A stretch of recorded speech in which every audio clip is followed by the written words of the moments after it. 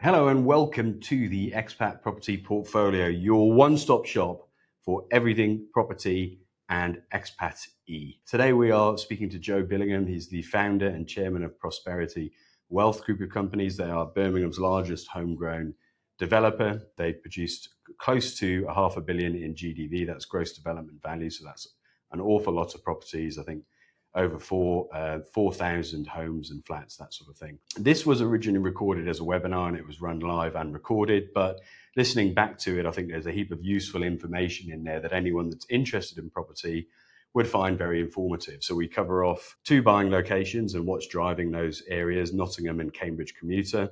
And then sort of the overarching theme of the discussion is looking at buying off plan. That's where you're buying something that's being built. That's the way I buy all my properties, or most of them, and sort of how you can de-risk that and how you can find a good developer to work with when you're doing that. So as I say, something slightly different, talking with Joe in a webinar format, but you can listen to it as a podcast, hence why we're running it as one. If you'd like any more information, hit the link down below, download our ebook, the Expat Property Playbook, give it a star or 5 stars if you like it, and I hope you enjoy. Thanks.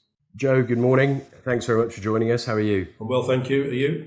Yeah, very, very well, thank you. I've done a bit of an intro, but we're looking forward to hearing a bit more about yourself, Prosperity, and some of the areas we're going to be discussing, Nottingham, Cambridge, and buying off plan. So why don't you tell us a little bit about Prosperity, maybe a bit about your background in property as a start, and we'll go from there. Okay, so Prosperity is coming up to its 20th anniversary in 2027. So I've been a developer since mid sort of 20s, which has been a mix of smaller scale developments, which have grown over the years to the schemes that we're currently doing, which our current development in Birmingham is 700 plus units, so large scale mixed use development. The development business is divided into 2, so we do apartments in a city, as I say, that we're known for. And BTR is a part of it, so the living brand is our build to rent portfolio. The homes division speaks for itself, so that's both owner occupier, as you'd expect, as well as investor. And then within those development arms, we also do PDR, which is where we convert office developments into residential. So something again that we're known for across the UK. So that conversion of disused office space into residential is an area that we like for good yields, and obviously from a de-risk investment from a purchasing perspective. Within the group, we've also got other divisions that I'll come on to later on. One of them being Lamont & Co. So within the ecosystem that is Prosperity Group, we have full-scale lettings management business for all the lettings and management needs. Block is the block manager. So again, 2 very important elements, and I think really born out of a sort of the expat requirements really of their demands being slightly different to a local landlord. Recognising time zones, recognising their requirements. So these businesses are very much a support network for expats and working with our landlords to ensure that we're sort of lean on cost and always looking towards the yield, as well as obviously providing the service that you'd expect. So I know your business at one point was 80% expats, 20%, let's call them local or UK-based investors, whereas now it's sort of more 50-50. So Lamont & Co. as the managers know what it's like to be an expat, right? So they're not going to be calling at 2 a.m. saying that the screw's fallen out of the thing that holds the toilet paper on, and can we send someone round? So, but I think that's an important point when you're an expat, is you need to work with people that understand what the demands are. So Lamont do understand the demands and will support with that. Yeah, I mean, I've been an expat. I've lived in Asia and the Middle East, and throughout that time, sort of understood the requirements through working closely with expats and our clients there. We were in Dubai just a couple of weeks ago, out sort of meeting existing clients and some new clients, sort of getting feedback and generally sort of, it's always great to get out and see our clients and sort of how they're getting on. But yeah, I think, there's definitely there's a different requirement and skill set for expat market to a local market. Yeah, good. Okay, thank you. So within the group, we have a housing association. So what's the relevance to a housing association for the people watching? As a developer, we have to deliver 20% of our stock as social homes. And by having a housing association within the group, it means that we can control that element of the sites. So for example, like a Broadoaks housing development, it's 300 homes, 60 of them will be socially allocated, and that will be either be discount rents or shared ownership, both of which where we focus is key workers. So the people that are moving into those homes currently are sort of, some of the fire service, for example, that we've had moving recently. So really it's as a control point, it means that, even though it's a separate division within the group, it means that we're still in control of the environments that we create. A bit of a touch on why buy off plan. I know you wanted to kind of cover this, Callum.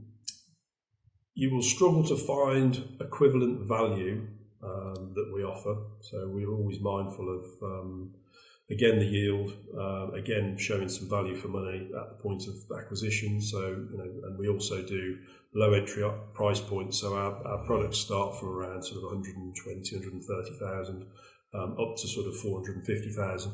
But it's within a sort of a relatively low entry point, and certainly everything's geared towards being able to show strong capital growth due to the locations and importantly the yield factor. So I think I've touched on our track record.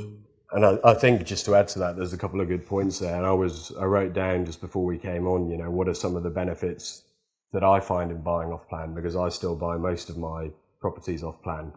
And I think cash flowing is a big one. It's so much easier on the cash flow than, I hate to see 25, 30% leave my bank account in one go. I'd much rather sort of pay smaller chunks of that. So for me, it's from a cash flow perspective, but also because it's off plan, it's new. And I think tenants nowadays, especially the sorts of people we're targeting in town and city centres, right, are young people that are just entering their rental journey, or maybe 5 years in, 10 years in. And what do they want? They want new product, right? They want something that's shiny and works well. They don't want old. So I think to add to that, I'd say the cash flowing, and it's what new tenants want. And then maybe something we'll talk about in a bit more detail later is, how do you de-risk buying something that's not built or is being built? And as you've got on the screen there, I think one of the key things is a developer that's done it with a good track record, right? Because that speaks for itself. Well, I think just coming back on that point, these are sort of an example of some of our current developments. So just sort of and that's not including the sort of the key city centre stuff. This is really just the conversion work that we've done that we're on with at the moment. So I think 3 of those are due to complete by the end of the year, and then we're going into 26 and 27. But certainly from an ownership, tenants are looking for efficiency when it comes to energy, and which you get with new homes. New buildings, obviously to the new fire regs, mean that you're not taking on that sort of liability of any legacy retrofit fireworks, which has been sort of since Grenville something that's been very prevalent across the UK. So it's really buying something that's future-proofed. As you know, the EPC, which is the Energy Performance Certificate, that is becoming more and more stringent. And then from a government perspective, in 2028, they're looking to move that to a C. So again, there is a whole raft of properties that will fall out of the rental system when that happens, just because old buildings and old properties are just too expensive to upgrade to achieve an EPC of a C, whereas obviously this new build product is ranging from sort of A to C, but never below C. I think certainly something that would be one of the lowest EPCs that we would be issuing currently.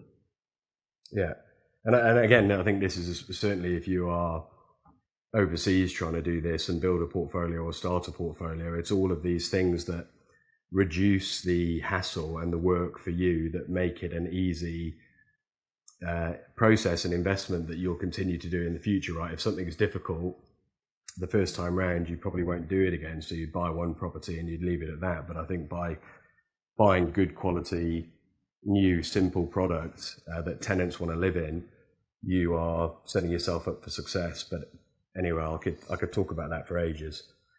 Yeah, no, I think you're right. I think it's about the right product and then having the right infrastructure around that. So I mean, as I said before, the journey for a landlord really starts at the point of completion, obviously. So we look to inform clients throughout that build period. Keeping them very informed of exactly where we are with build. So if you go on our website, you'll see a lot of updates, which we do each quarter. So we're always on site showing the client, how we're getting on with the construction, so they can see that. And then, but obviously, at the point of completion is when really, you start your journey as a landlord if it's your first purchase, and then from there, it's about getting it tenanted quickly, and then obviously keeping the management sort of as efficient and as hassle free as possible. Here we go. This is what we want to see. Okay, so what are we looking at here then? So we are looking at our payment model. So the difference with Prosperity is that we look to make it simple and cost effective for people to buy our properties. So if we take a purchase price of 164,995, you would pay a 5% reservation fee, which would be a reservation exchange fee. We go through the legal process, which is an additional £1,500. And then you basically set then on your journey, you're buying your first property or your second or your third, but you're paying on a monthly subscription model. So we would build up the 25% deposit required to take you to 30% over typically 24, 25 months. So imagine you're paying 1% toward the value of the property. That builds up each month till you get to your 30%, and then we arrange a 70% mortgage. Yeah, which is pretty unique. I mean, I know we talked about the off-plan being cash flow positive, but normally it's in sort of chunks of 5 or 10%. So that is a pretty unique model. Joe, something I wanted to just talk about quickly, and I don't know whether we would come onto it a bit later, is how you mentioned BTR, build to rent, earlier. And I think for people that are maybe new to property or don't really understand what's going on in the UK market at the moment, I think it's interesting to talk about those big institutional investors and pension companies that are buying UK residential single family dwellings as part of their pension plans. You've got Legal in General, I read in the Financial Times, 2 billion they're allocating. BlackRock or Blackstone, it's 1.4. I can't remember whether it's billion or trillion. I think it's probably billion. Trillion's a bit much, but what are you seeing from being on the ground in the UK? Are you seeing a lot more of that, or is it just sort of a couple of players that are buying UK property now?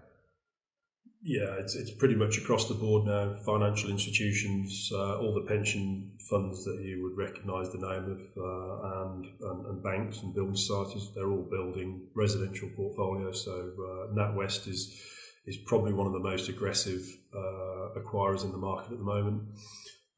People come to our offices and, we do sort of tours around to show our previous developments. So we can drive around the city and see multiple developments that we've delivered that are build complete, that's fully tenanted, to construction sites where we are currently building, and then other areas where we can show them where we've got future developments. So we can show a range of, say, people that come to our offices to sort of, touch and feel the product.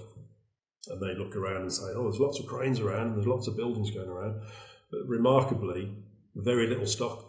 You kind of, people don't really appreciate the how much of new build and how much of new homes generally across the UK, and these are both residential homes as well as apartments, are being acquired by pension funds and high street banks. Obviously, there's a push to try and get more housing. We're failing miserably. So I was reading a report the other day that at best, Labour think they'll achieve around 60% of their target on the current trajectory.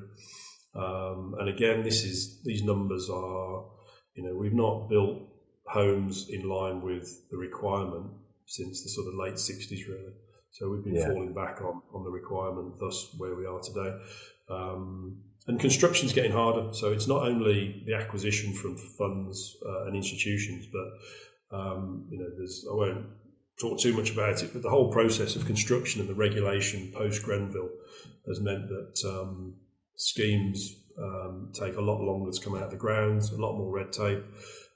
Planning, as anyone will know that's sort of done a bit of research, is a bugbear for all developments, all developers as well as the government.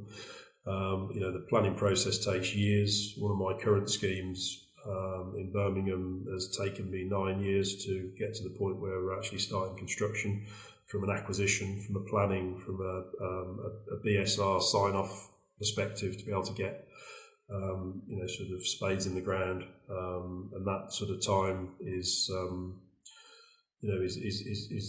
obviously sort of very damaging to the market to be able to get more product out of the ground. It seems crazy to me. Planning is harder to do. We're already not hitting our target by 100,000 homes a year, whatever it might be. Planning is getting more difficult, but I think the key thing is, you hear obviously negative headlines sell, and you hear a lot about buy-to-let is finished, too much tax, whatever. There are far, far smarter people than me, maybe not you, sitting in the research departments of these pension companies, right? And if they are saying it's a good buy to put 2 billion into the UK, then for me, that's more than enough. If these guys are doing it, I'm going to be doing it. But that's another conversation. I think the government wants to see it institutionalized. They can collect tax a lot easier.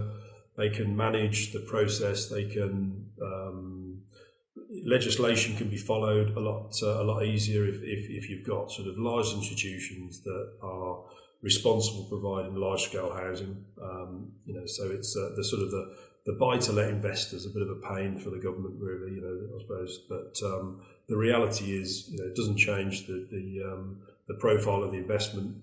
And I think, even the fact that we touched on earlier, that 50% of our buyers are UK based. It was 80% pre-COVID. So that shift in mindset from a UK investor, alongside some of the negativity around tax, for example, but I think that it's about alternatives. If you're looking for a long-term pension play, a long-term income stream, whatever the tax is relative to property, people are looking at it and saying, okay, well, let's look at the alternatives, and there isn't a better one, is the point. Which is why I think people will accept the tax and continue to invest. Yeah, for sure. And I think that in itself is a buying opportunity. If all of these people are buying, now is a good time to buy, because it's only going to sort of have upward pressure on upward pressure on demand, which will push up prices. We're going to talk about Broadoaks, which is the housing project in Norfolk, Cambridge commuter, and then we'll have a chat about Nottingham after that. Sure. Okay. So this is an example of one of our new home sites. So you can see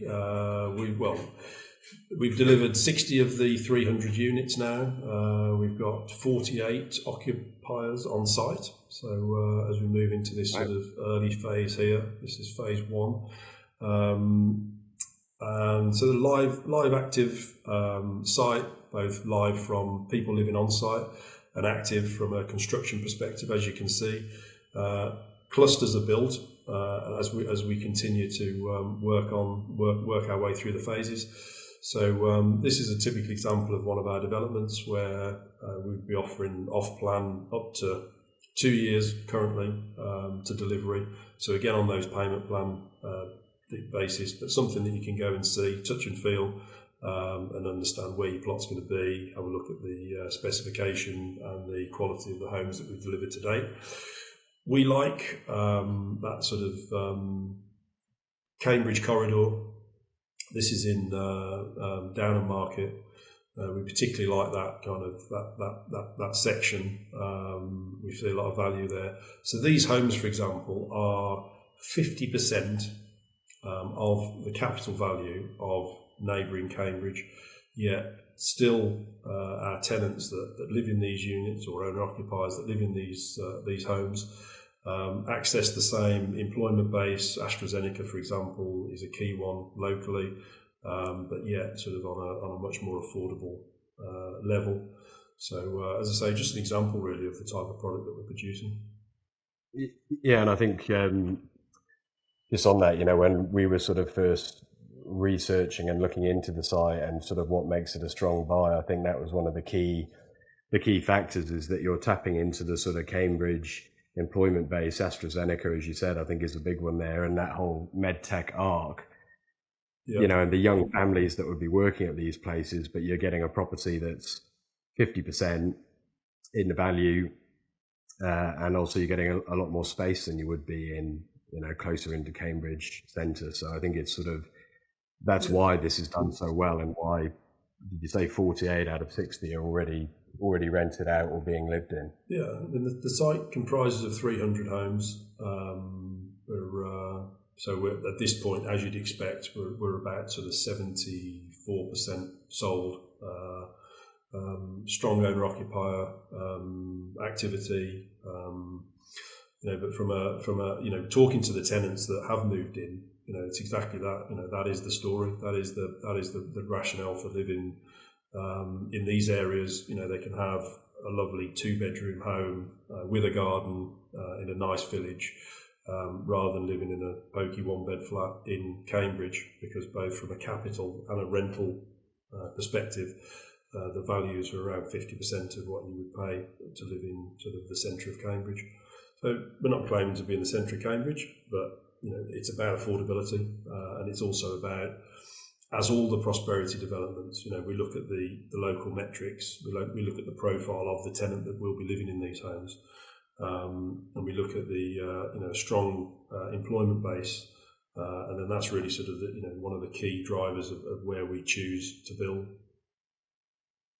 And can we talk a little bit about I know earlier on we discussed sort of the traditional prosperity payment approach. Can we talk a bit about the sort of the slightly different approach we've got here on some of the completed properties? Yeah, so we've got a small selection of a handful of units that are now build complete, and we're offering an exclusive through yourselves, which is a rent back opportunity. So strong demand for tenants. We've got tenants waiting for these properties, and we really do want to tenant them. So we want to be able to rent those properties whilst allowing for that payment plan that I talked about earlier to continue in place. So how that would look at is you would pay a 5% reservation exchange deposit, choose one of the, as I say, it's just a handful of plots, choose your preferred plot. You would exchange on that unit, so it would be your property, and then we would allow you 2 years to pay for it. Meantime, we're renting the property out to fulfil the demand we have for the accommodation on site. And then that rental contribution, we allow that to be offset against your deposit. So in simple terms, if the rent's 50% of your monthly deposit payment, you would just be paying 50% of it. So we're basically just allowing you to receive the rental on a property that you've yet to complete on, allows us to tenant and rent the property, and obviously sell the property, but we're giving you another 2 years basically. So it's a slightly different plan to our traditional model. So it's worth a look. Yeah, so you're potentially getting 10 to 15%, say, of your deposit paid by the rent over time. So you can package that however you want. Is it a discount? Is it built-in equity? Is it, whatever it may be? But it's it's an interesting concept. Anyway, sorry, next slide. Oh, there we go. Yeah, so just touching on what it looks like. So we've got very, very strong valuation evidence. Any new environment that you create, you'll obviously the valuers come in, and then we very much work off kind of comparable evidence. So with the 60 units that are now complete on the site, we've got that valuation evidence. So every different house type has been valued at some point. So we work off that valuation, open market valuation, and then your standard deposit would be 30%, with a 70% mortgage to follow. In this case, the tenanted income across those 24 months is 31,000. So the rent comes to you. The rent comes to you as the proposed buyer in 2 years' time, and that just leaves the remaining deposit to pay. So rather than paying the 89,995, you would pay 54,785, and then that would culminate in 24 months of £2,450, which is around 10% of the property value. So from a risk perspective, you are exchanged on a fully built, newly warranted property.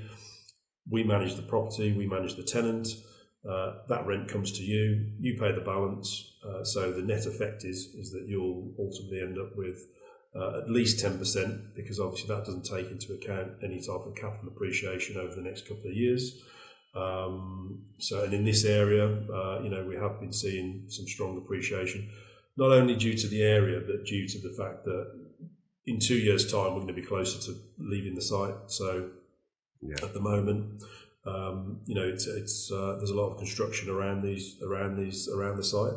So obviously, by the time you come to complete, you'll see that uplift on the basis that as we leave the site, obviously the site becomes more appealing to second buyers or third buyers. So that's really the rationale for offering this product. Okay, this is the Nottingham project we're going to talk about, and I think just to sort of give a bit of context to that, I think towards the start of this talk, you mentioned PD, which is permitted development.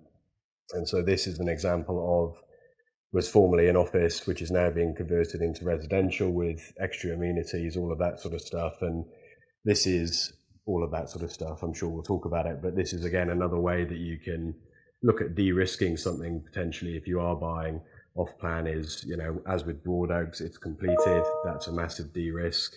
Whereas here, the structure's there, you are sort of just going in and working your magic. So perhaps we could talk a bit more about that one. Big fans of Nottingham. Lakeside will be our 8th delivery in the area. We're working on 3 schemes currently in Nottingham. 5 have been delivered, all of which have seen some really strong rental demand at completion. Great demographics. There's a really fantastic employment base.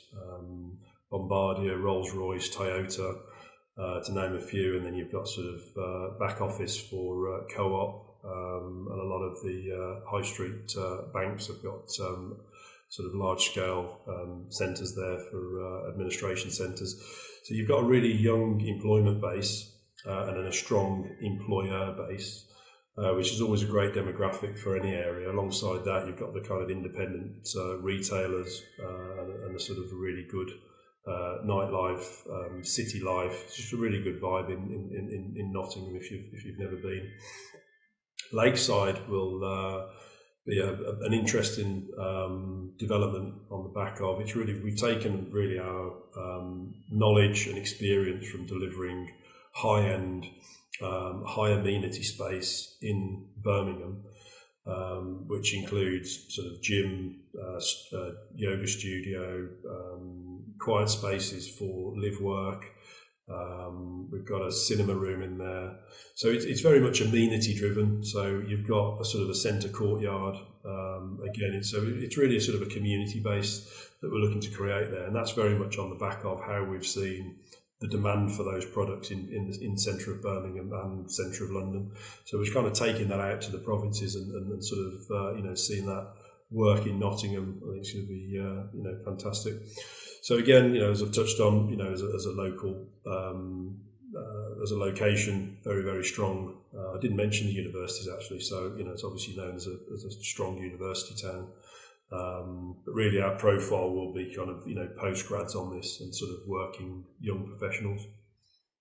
And I think just sort of tie that in is why does it matter that it's got these amenities, and why does it matter that you've got all these big employers around? Well, because I'm sorry if telling anyone watching how to suck eggs, you may already know this, but the employers in an area dictate the quality of the tenant, right? And if you've got a good quality employer, then you're going to get good quality, educated, well-paid people that will come in and respect the property. And then when you layer in the amenities, the gym, the cinema room, the work play area, work live area, obviously that's going to command a higher rental because of that, and then therefore you're going to get a higher quality of tenant again. So if you're sort of listening, thinking, well, you know, why is that relevant? Well, it just all sort of comes together to create a better experience for a better quality tenant, which is, in my opinion, one of the biggest things about buying buy-to-let is the better quality of tenant you can attract from the off, the easier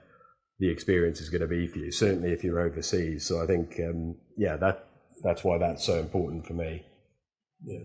I mean, I think, you know, similar with any real product, you kind of get what you pay for. So if you're buying, you know, a good quality product, and putting a good quality tenant in there, equals sort of less hassle, less wear and tear, and something like this with the amenity that's never been seen in Nottingham. You know, the response from agents has been fantastic. So, you know, we're looking forward to getting it delivered and getting it tenanted.